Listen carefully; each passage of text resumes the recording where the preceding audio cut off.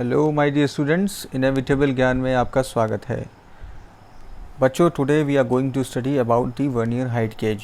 Vernier height gauge के बारे में पढ़ेंगे। वर्नियर हाइट गेज क्या होता है। लास्ट क्लास में हमने देखा था कि वर्नियर कैलिपर क्या होता है, उसकी रीडिंग किस तरीके से लेते हैं।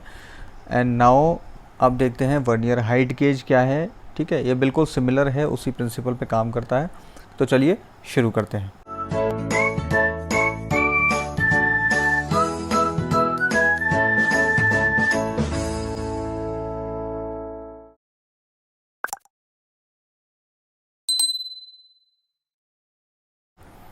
तो ये आपके सामने जो फिगर दिया हुआ है, this is the vernier height gauge.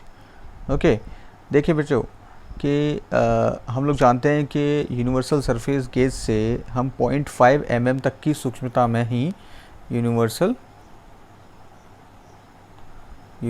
Surface gauge है ना। यूनिवर्सल सरफेस गेज जो होता है उससे हम 0.5 mm की सूक्ष्मता में ही केवल मार्किंग कर सकते हैं। ठीक है, परंतु कुछ जॉब ऐसे होते हैं जिनको कि इससे अधिक सूक्ष्मता में मार्किंग करने की आवश्यकता होती है। तो एक ऐसा उपकरण यूज़ किया जाता है जिससे कि हम 0.02 mm की एक्यूरेसी में, यानी कि परिशुद्धता में हम मार्किंग यानी कि सूक्ष्मता में मार्किंग कर सकते हैं। और वो क्या है? वो है वर्नियर हाइट गेज। ठीक है, ये चीज़ क्लियर है? ओके, तो देखिए वर्नियर हाइट गेज जो है ये बेसिकली जनरली हम लोग जो यूज़ करते हैं वो 300 mm की लेंथ के वर्नियर हाइट गेज यूज़ करते हैं। तो इसका जनरली देखिए वर्नियर हाइट गेज है, हाइट गेज से आप अंदाज़ा लगा सकते हैं। इसका मेनली यूज़ करते हैं हम हाइट की मेज़रमेंट करने के लिए। ठीक है ना, हाइट की मेज़रमेंट करने के लिए, या फिर हम कह सकते हैं कि लेआउट काम के लिए, लेआउट लेने के लिए हम इसका यूज़ करते हैं। ठीक है, डेप्थ वगैरह चेक करने के लिए भी यूज़ करते हैं। चलिए एप्लीकेशंस तो हम लोग देखेंगे आगे। ठीक है, सबसे पहले ये चीज़ क्लियर है कि वर्नियर हाइट गेज क्या है। ठीक है, अब हम बात करते हैं प्रिंसिपल की। ओके, इसके सिद्धांत की बात करते हैं। चलिए let us talk about the principle of vernier height gauge. तो बेटा अगर इसके प्रिंसिपल की बात करें तो इसका प्रिंसिपल जो है that is similar to vernier caliper, है ना। वर्नियर कैलिपर की समान ही, मतलब इसका सिद्धांत जो है, प्रिंसिपल यानी कि सिद्धांत, ठीक है, सिमिलर है। ठीक है, वर्नियर कैलिपर के जैसे कि क्या है ये है दो अनुरूप स्केलों के अल्पतमांक यानी कि लीस्ट काउंट के अंतर के आधार पर बनाया गया होता है। ठीक है, जिसमें कि एक तो मेन स्केल होता है और दूसरा वर्नियर स्केल होता है। ठीक है बेटा, एक मेन स्केल होता है और एक वर्नियर स्केल होता है। तो कहने का मतलब क्या है कि इसमें भी आप देखेंगे एक, जैसे कि आप फिगर में देख पा रहे होंगे, इसमें ही बिल्कुल सेम उसी तरीके से मेन स्केल होता है ना, जिसको कि हम बीम भी कहते हैं। एक तरीके से बीम के ऊपर ही मेन स्केल रहता है और एक वर्नियर स्केल होता है सिमिलर टू वर्नियर कैलिपर। और इनके लीस्ट काउंट के डिफरेंस जो है ना, इनके अल्पतमांक के अंतर के आधार पर इनको बनाया जाता है। ओके, नाउ इसके let us talk about the constructional features. Okay, constructional features की बात करते हैं। तो कंस्ट्रक्शनल फीचर्स पे चलते हैं। आई मीन टू से वेरियस पार्ट्स के बारे में बात करते हैं। ठीक है, तो चलिए ये जो पार्ट है that is called the beam. Okay, ये बीम होता है, ये आपका मेन स्केल है, ये वर्नियर हाइट गेज का मेन स्केल। और H और I ये दो चीज़ें जो हैं, H this is the fine adjusting slide, finer adjusting slide, और ये जो आई है that is fine adjusting nut. Okay, ये होता है fine adjusting nut. E jaw clamp, देखिए फाइन एडजस्टिंग स्लाइड का मतलब क्या है कि जब भी आप जैसे जॉब को जब आप किसी जॉब को रखते हैं लेआउट लेने के लिए, तो इसको ऊपर नीचे हम करते हैं किसकी सहायता से, लॉकिंग स्क्रूज। ये जे और के क्या हैं, ये हैं आपके locking screws. Okay, locking screws, ठीक है, ये लॉकिंग स्क्रू होते हैं। सी जो है वो आपका मेन स्लाइड है, this is the main slide. Main slide का काम क्या है कि हम जॉब की हाइट के हिसाब से, मेन स्लाइड ही वो पोर्शन है जो कि हमारा ऊपर नीचे स्लाइड करता है।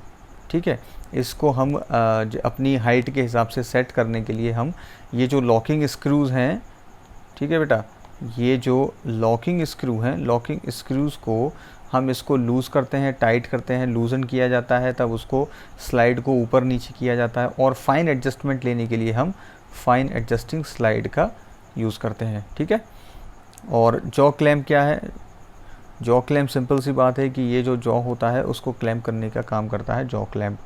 ठीक है, ये डी जो है दैट इज़ दी जॉ।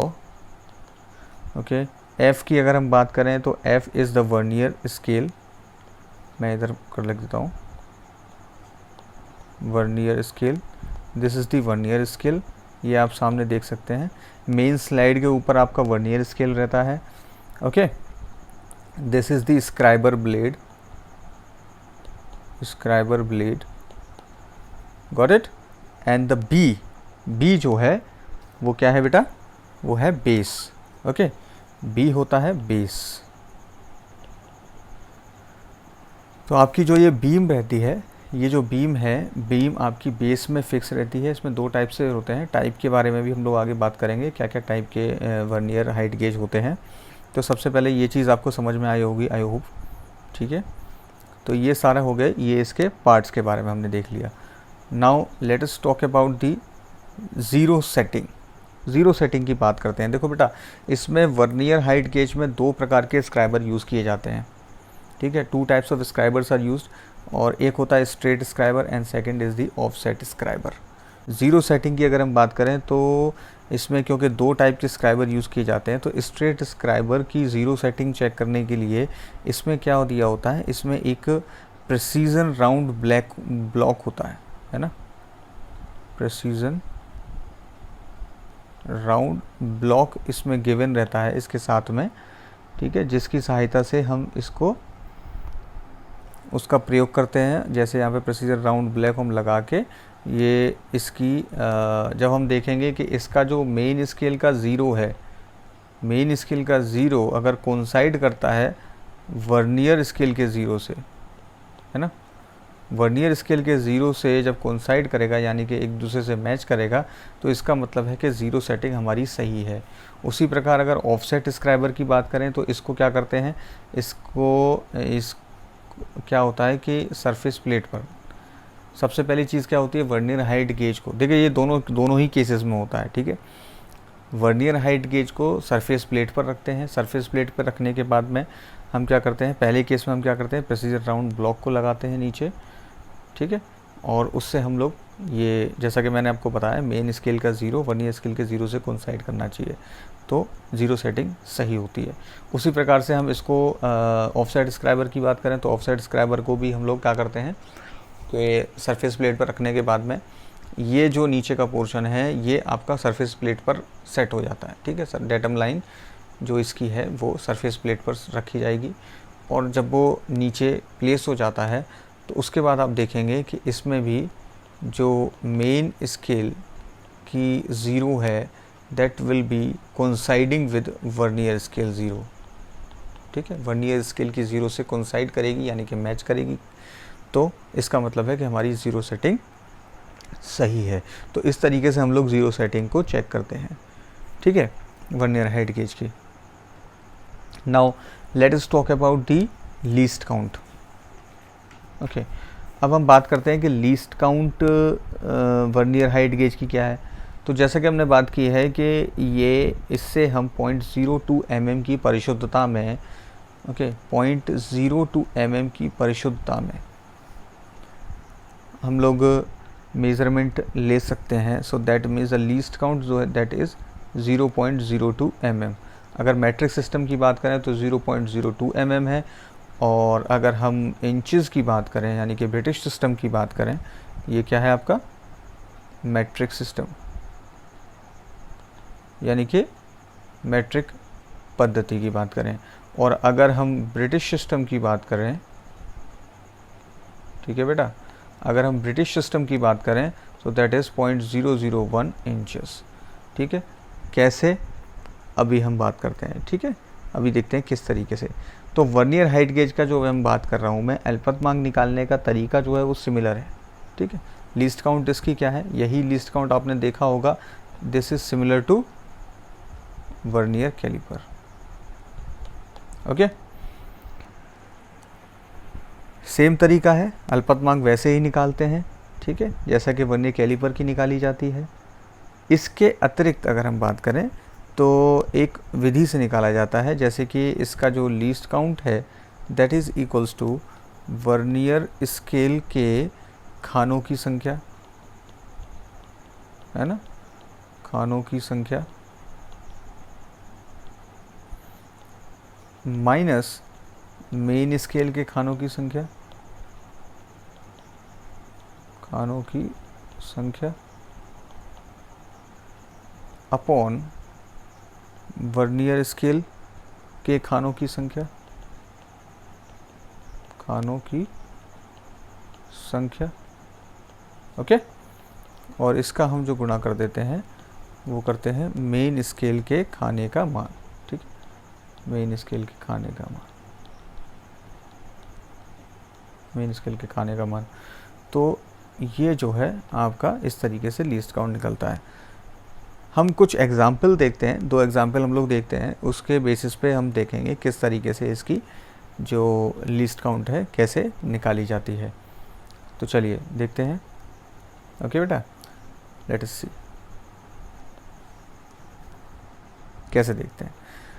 उदाहरण के तौर पर एक एग्जाम्पल देखते हैं।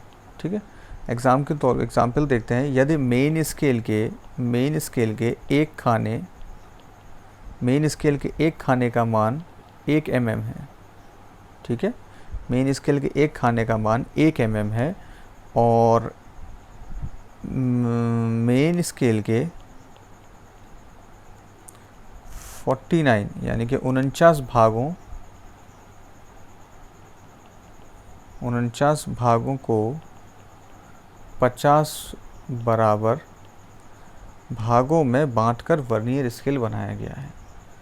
ठीक है, इसका मतलब आप समझ गए कि मेन स्केल के 49 भाग वर्नियर स्केल के 50 भागों के बराबर हैं। ठीक है, ये चीज़ हो गई। तो अल्पतमांक कितना होगा, तो लीस्ट काउंट कितना होगा। तो हमने अभी देखा है बेटा, अभी हमने देखा है कि इसका लीस्ट काउंट निकालने का जो तरीका है वो अभी हमने बात करी है। लीस्ट काउंट कितना है, लीस्ट काउंट है वर्नियर स्केल के खानों की संख्या माइनस मेन स्केल के खानों की संख्या अपॉन वर्नियर स्केल के खानों की संख्या, और इसको गुणा करते हैं हम मेन स्केल के खानों के मान से। ठीक है, मेन स्केल के खानों के मान से। तो क्या है हमारे पास, वर्नियर स्केल के भागों की संख्या कितनी है, के खानों की संख्या कितनी है, 50। ठीक है, ये है, और मेन स्केल का 49, वर्नियर स्केल का 50, और इसको हम गुणा कर देंगे मेन स्केल के मान से। तो मेन स्केल के एक खाने का मान कितना है, 1 mm, 1 से गुणा कर देंगे तो हमारा कितना आ जाएगा 1/50, and that is equals to 0.02 mm। तो इस प्रकार हम लीस्ट काउंट निकालते हैं। ठीक है, ये तो हो गई हमारी मैट्रिक सिस्टम की बात। अब हम समझते हैं कि अगर हमें मैट्रिक सिस्टम की जगह इंच में अगर ब्रिटिश सिस्टम में निकालना हो तो कैसे निकालेंगे, चलिए वो भी देख लेते हैं। मान के चलते हैं मेन स्केल के एक खाने का मान कितना है, 1/20 इंच।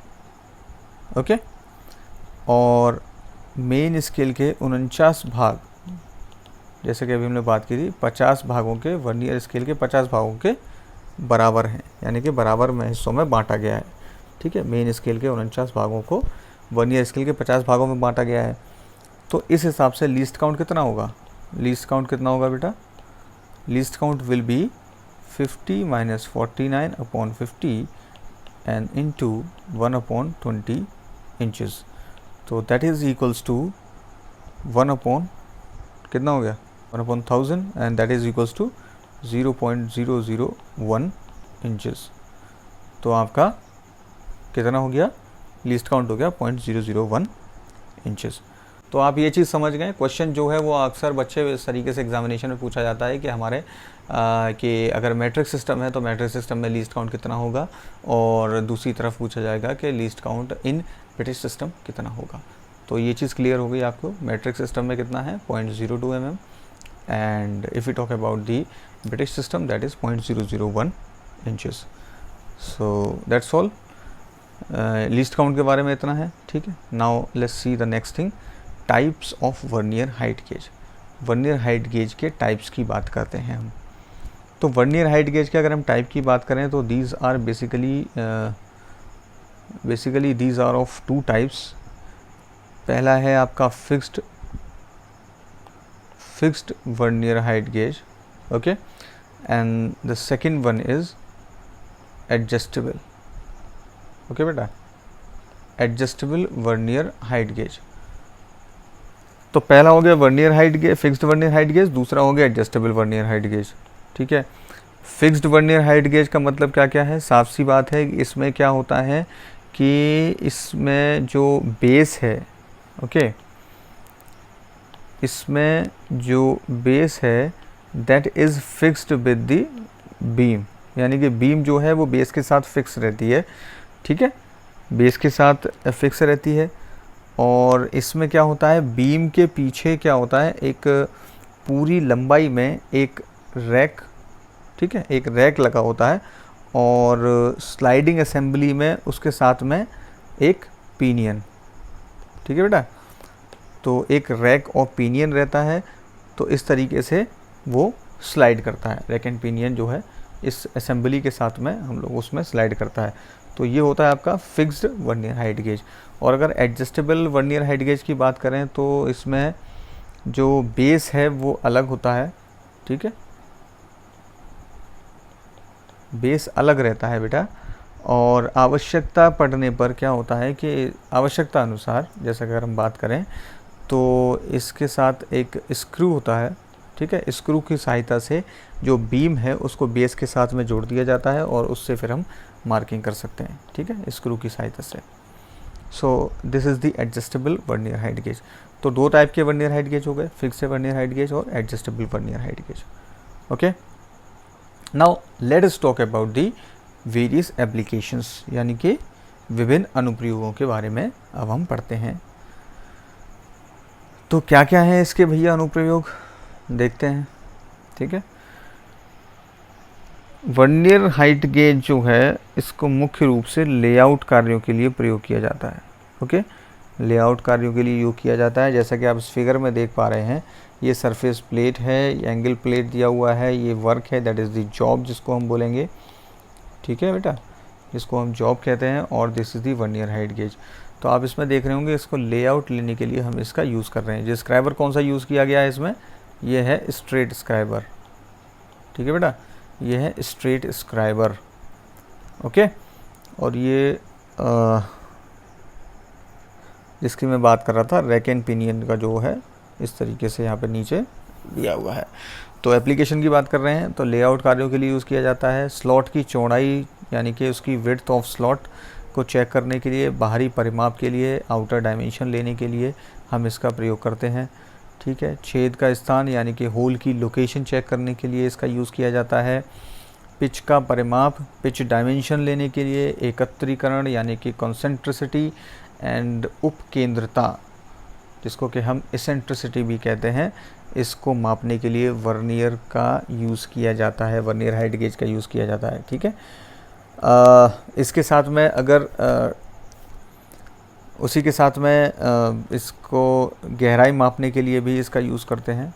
ठीक है, अगर हम ऑफसेट स्क्राइबर लगा लें इसमें तो हम इससे गहराई को भी माप सकते हैं। ठीक है, निचले तल वगैरह चेक करने के लिए इसका यूज़ कर सकते हैं। So these are all the various applications of the vernier height gauge. I hope बच्चों आप लोगों को ये वर्नियर हाइट गेज समझ में आया होगा। ठीक है, तो मुझे लगता है कि आपको ये कॉन्सेप्ट क्लियर हो गया होगा वर्नियर हाइट गेज क्या होता है। सिमिलर है जैसा कि हम लोगों ने लास्ट क्लास में देखा था कि वर्नियर कैलिपर क्या है, वर्नियर कैलिपर के रीडिंग किस तरीके से लेते हैं वो हमने देखा था, उसका एप्लीकेशंस वगैरह जो हैं। ठीक है, तो उसी प्रकार से ये भी सिमिलर है, सिंपल है। ठीक है, सो that's all about the today's topic. आज का टॉपिक यहीं ख़त्म करते हैं। ओके, अगर आपके कोई डाउट्स वगैरह हैं, कोई भी चीज़ है तो आप कमेंट में मुझे कमेंट कर सकते हैं, मतलब ठीक है, मुझे मैसेज कर सकते हैं, तो उसको भी शॉर्ट आउट करने की कोशिश करेंगे। और कोई डाउट हो इससे ITI से मतलब रिलेटेड तो वो भी आप लोग मुझे कमेंट कर सकते हो। Okay, so that's all, thank you very much, bye bye, have a nice day.